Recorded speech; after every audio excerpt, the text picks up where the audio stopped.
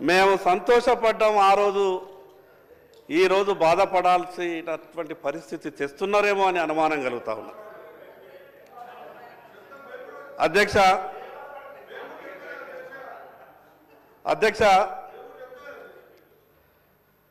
BC declaration గురించి 42% స్థానిక సంస్థలలో రాజకీయ అవకాశం కొరకు ఆ ఒక విషయం మీదనే ఎక్కువ చర్చించే ప్రయత్నం చేస్తున్నారు. సరే, ఆ విషయం మీద కూడా మాట్లాడినా కూడా దాదాపు ఒక 2 నుంచి 3 పేజీలు ఉన్నాయి. సంవత్సరానికి 20,000 కోట్ల రూపాయల నిధుల ఖర్చు కావచ్చు. 14 నెలలు గడిచిపోయింది అధ్యక్ష. 20,000 కోట్లు కాదు కదా, 20 కోట్లు కూడా అది మిగతా విషయాలు చెప్పొచ్చు. కానీ నేనేమంటున్నానంటే అధ్యక్ష, ఎన్నికల సమయంలో మాత్రమే రాజకీయ పార్టీలు బీసీలను ఆకర్షించే విధంగా మాట్లాడుతూ వస్తున్నాయి. మేము అనుకున్న చివరికి అసెంబ్లీ పార్లమెంట్ ఎన్నికల్లోనే ఆ రకంగా జరుగుతుందేమో. స్థానిక సంస్థలలో కూడా మరొకసారి ఈ తతంగం అంతా చూస్తే మా మనసులో ఎటువంటి కల్మషం లేదు. మేము ఇవ్వడానికి సిద్ధంగానే ఉన్నాం. కానీ మీకు తెలుసు కదా సుప్రీంకోర్టు ఏమన్నదో, పార్లమెంటులో చట్టం ఏ రకంగా ఉన్నదో. గతంలో తమిళనాడు కానీ బీహార్ కానీ మిగతా కొన్ని రాష్ట్రాలలో జరిగినటువంటి సంఘటనలన్నీ కూడా మీకు తెలిసే కదా. దాని కొరకే మేము ఏరికోరి ప్రస్తుతంగా అసెంబ్లీ సమావేశాన్ని పెట్టి మీకు న్యాయం చేసేందుకే కదా మేము ఇంత తపన పడుతున్నామని మాట్లాడి తప్పించుకుంటారేమో అని అనుమానం కలుగుతూ ఉన్నది. అధ్యక్ష, ప్రభుత్వ వెబ్సైట్లో చెప్తున్నాయి.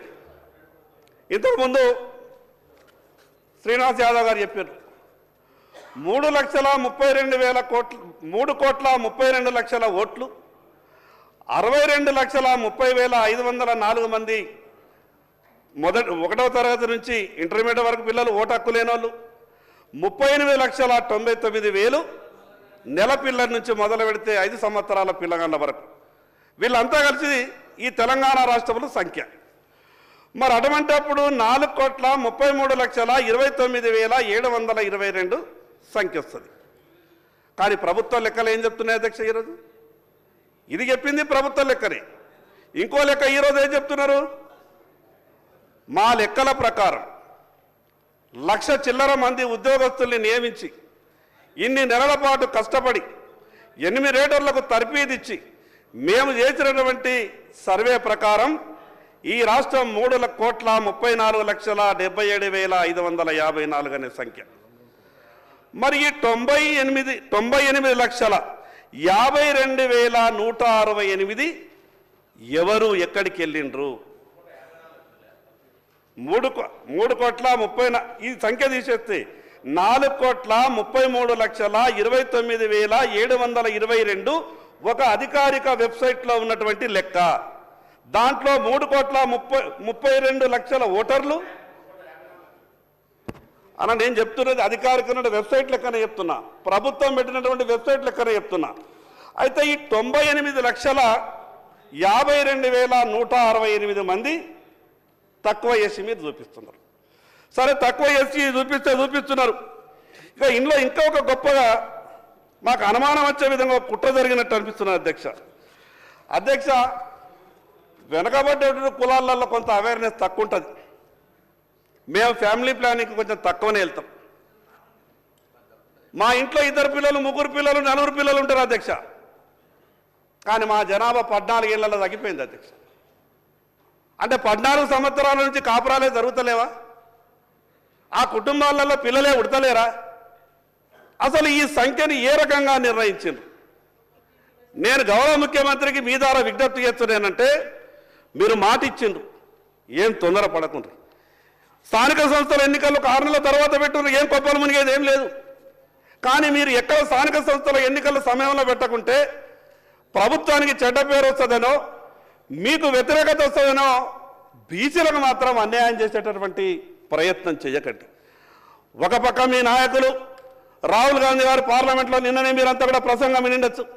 ఎంత గొప్పగా మాట్లాడింది అధ్యక్ష. చాలా సంతోషం అనిపించింది అధ్యక్ష నాకు రాహుల్ గాంధీ గారి మాటలు వింటే. ఎక్కడ ఈ తెలంగాణ రాష్ట్రంలో అమలైపోతాయి అనుకున్నా, రేపే మా శాసనసభ సమావేశం ఉన్నది. వీళ్ళు మొత్తం కూడా లెక్కంతా పెట్టి రాహుల్ గాంధీ గారి మాట విని తెలంగాణ రాష్ట్రంలో అమలు చేస్తారేమో, నా బీసీలంతా కూడా సంతోషపడతారు, మా ఇన్ని సంవత్సరాలు మా బీసీలకు జరిగినటువంటి అన్యాయం అంతా దూరం అయిపోతుందేమని నేను చాలా సంతోషపడ్డాను. కానీ అధ్యక్ష, ఇక్కడ జరుగుతున్నది ఏంటిది? పార్లమెంట్లో రాహుల్ గాంధీ గారు మాట్లాడినటువంటి మాటకు తెలంగాణ రాష్ట్రంలో జరుగుతున్నటువంటి తీరుకు ఎక్కడ కూడా పొంతల లేనట్టు అనిపిస్తూ ఉన్నది. అధ్యక్ష, మాకు జరుగుతున్నటువంటి అన్యాయం అంతా ఇంత కాదు అధ్యక్ష. మేము ఏం పాపం చేసుకున్నామో అధ్యక్ష, మాకు రాజకీయ పార్టీల దగ్గర టికెట్ల కాడికి వెళ్ళి మా పంచాయతీ మొదలవుతుంది. మొదలంటారు అధ్యక్ష, ఈ జనాభాలో సగం ఉన్నటువంటి మీకు ప్రతి పార్లమెంటులో సగం సీట్లు ఇవ్వాల్సిందే, మీరు గట్టిగా పనిచేయండి, మీ వెనుక మేమున్నామంటే మేమున్నామంటారు అధ్యక్ష. ఎట్లయితే ఎన్నికలు సమీపిస్తాయో అప్పుడు సమావేశాలు అయిన తర్వాత అంటారు, లేదు లేదు సగం కాదు కానీ పార్లమెంటుకు 2 సీట్లు మాత్రం గ్యారెంటీ ఇస్తాం, మీరు మేమీ ప్రిపరేషన్లలో ఉండరని చెప్తారు. ఇక చివరికి నామినేషన్ల దగ్గరకు వచ్చంటే ఇక కాదు, కొద్దిగా అడ్జస్ట్ అయితే లేదు, ఒత్తిళ్లు ఉన్నాయి, ఆ 15-20 సీట్లు ఇస్తారు అధ్యక్ష రాష్ట్రం మొత్తం మీద. ఇక దాంట్లో కూడా ఏమి ఇస్తారు అధ్యక్ష? హైదరాబాద్లో 5 సీట్లు ఇస్తారు. ఆ హైదరాబాద్లో రాహుల్ గాంధీ గారు కానీ రేవంత్ రెడ్డి గారు కానీ ఎవరు నిలిచినా కూడా గెలిచేటటువంటి పరిస్థితి ఉండదు. కానీ అటువంటి సీట్లని మాకు అప్పగిస్తారు అధ్యక్ష, మాకు అప్పగిస్తారు అధ్యక్ష. నేను ఉదాహరణ చెప్తున్నాను, ఏ పార్టీ అయినా మాట్లాడతలేను. పరిస్థితి ఏంటంటే 5 హైదరాబాద్లో ఇస్తారు మాకు సీట్లు, కోటా నింపుతారు అధ్యక్ష. మా పార్టీ బీసీలకు ఇన్ని సీట్లు ఇచ్చింది అధ్యక్ష. ఎక్కడనైతే గెలవలేమో అక్కడ మాత్రం మీరు కోటా నింపడానికి బీసీలకు సీట్లు ఇస్తారు.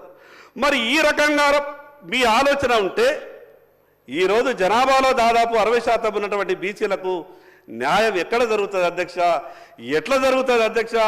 ఒక్కసారి ఆలోచించాలని మీ ద్వారా విజ్ఞప్తి చేస్తూ ఉన్నాను. మా బీసీ సహచార మంత్రి నాకు ప్రభాకర్ అన్న చూస్తే చాలా సంతోషం అనిపిస్తుంది. బాగా గట్టిగా మాట్లాడతాడు అధ్యక్ష.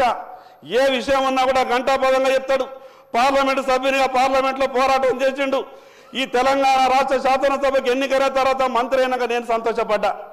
అన్న బీసీ మంత్రి అయిపోయాడు, బాగా సహాయం దొరుకుతుంది, ఈ రాష్ట్రంలో ఉన్నటువంటి బీసీలందరికీ మంచి జరిగిపోతుంది, ఎవరినైనా ఎదిరించగలుగుతాడని సంతోషపడ్డా. కానీ ఇలా పరిస్థితి చూస్తే అన్న కూడా మెత్తగా పడ్డట్టు అనిపిస్తాడు అధ్యక్ష. అన్నకు కూడా ఏమైందో నాకు అర్థమైతే లేదు. అన్న కూడా మెత్తగా పడ్డట్టు అనిపిస్తున్నాడు. మాకు టికెట్లలో అన్యాయం జరుగుతుంది. తీరా ఎమ్మెల్యేలో అటో ఇటో పోతే కాంగ్రెస్ పార్టీలో 7-8 గెలిచింది అనుకుంటా బహుశా. తీరా మేమనుకుంటామంటే 7 గెలిచిండ్రు, ఈ 17 సగం అన్నారు కదా, 6-7 ఎట్లన్నా మంత్రులు అయిపోతారు అనుకుంటే.